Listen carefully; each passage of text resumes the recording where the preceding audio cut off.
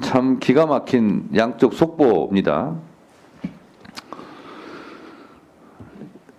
공수처장 연합뉴스입니다. 공수처장 윤 대통령 소환 통지 수령 거부 그다음에 적법한 절차 취하겠다 이렇게 적법한 절차를 공수처장이 지금 법사위에서 발언한 게 기사가 제목으로 나왔고요.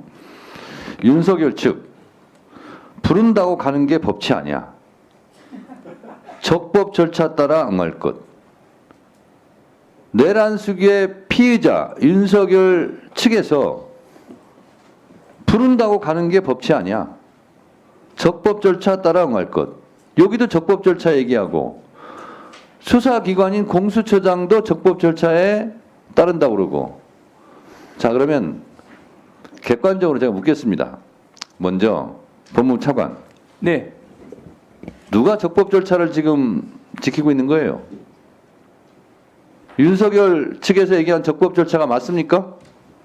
제가 이제 구체적인 발언 내용을 확인해 보지는 구체적인 못해서 발언 내용을 제가 얘기하고 있잖아요, 지금. 네.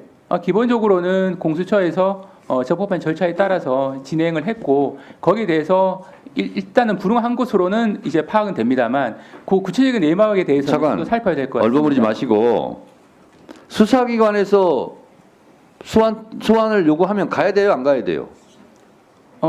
출석 요구에 대해서는 일단 응해야 되고 정당한 그렇습니다. 사유가 있으면 근데 안 협의는 가고 할 수는 있어요. 있습니다. 안 가고 내가 부른다고 가겠냐?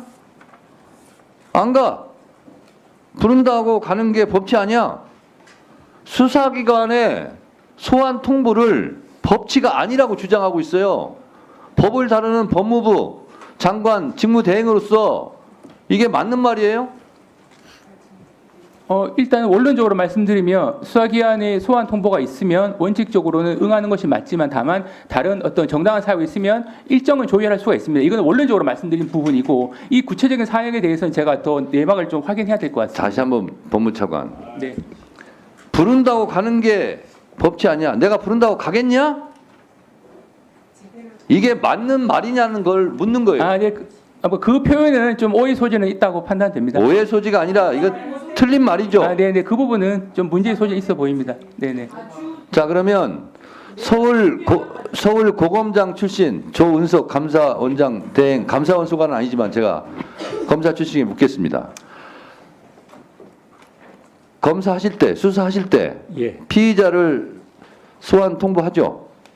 예, 했죠, 많이 했죠. 예. 수사하면서. 네. 근데 그 피의자가 내가 부른다고 가겠냐? 그건 법치 아니야. 이렇게 얘기하면 네. 네, 맞습니다. 안 부르겠습니다. 그렇게 한 적 있습니까? 없습니까? 다른 분 수사는 잘 모르겠고요. 수사라는 게 기본적으로 수사의 성격이 다 다른데 기본 사건의 비중이 크고 중요한 사건 같은 경우는 검사가 사건을 주동해야 된다는 것이 기본 원칙입니다. 끌려가는 게 아니라. 그렇습니다. 예. 자, 그러니까 피의자 소환을 했어요. 검찰에서. 예. 내가 부른다고 가겠냐? 안 가. 그러면 네, 알겠습니다 하고 수사 안 합니까? 아니면 긴급 체포합니까?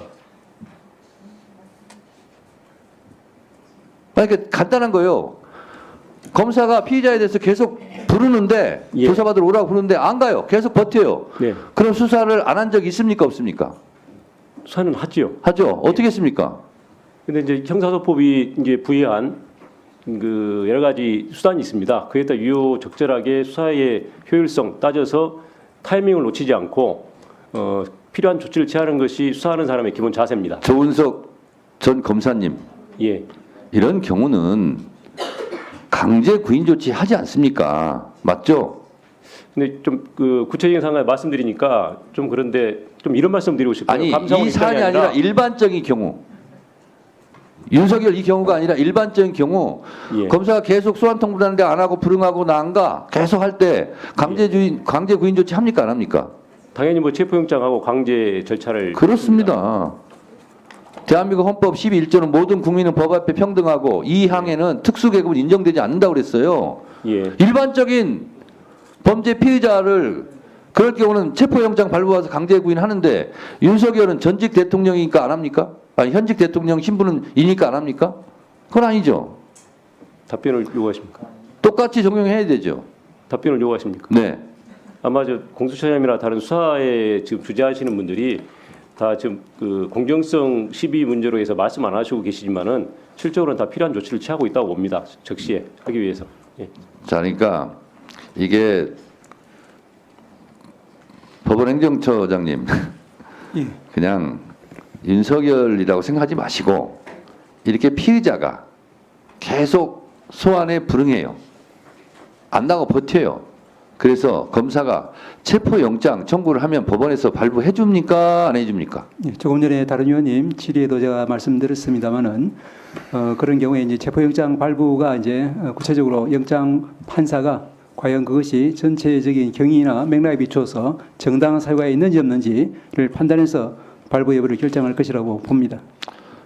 그 우리가 국감 때도 많이 얘기했습니다만 검사가 청구한 영장 발부율이 그때 몇 프로였죠? 90%가 넘죠. 압수수색 영장을 말씀하시는 것 같습니다. 압수수색 영장도 대부분 영장 발부하지 않습니까? 근데 이렇게 여러 차례 수사기관의 소환에 불응하고 버티고 있으면 검사가 영장 청구하면 100%가 아니라 200% 다 내주지 않았습니까? 소장님 그렇지 않습니까? 이제 불응한 사유라든지 횟수라든지 이런 부분도 다 참작해서 영장 판사가 원칙에 따라 잘 처리할 것이라고 믿습니다. 비상계엄도 분통 터지고 분노할 일이지만 이 윤석열의 태도 있지 않습니까? 뭐라고 또 얘기했는지 아세요? 윤석열 측에서 변호인단 같은데 내란죄 성립 안 된답니다. 그럼 뭐예요? 비상계엄이 뭐예요? 그러면 내란죄가 성립이 안 되면 이렇게 버티고 있고 반국민적 저항을 하고 있는데 그리고 소환에도 불응하고 있는데 뭘 이렇게 미적거리냐는 거예요. 긴급 체포영장 발부받아서 즉각 잡으러 가야지.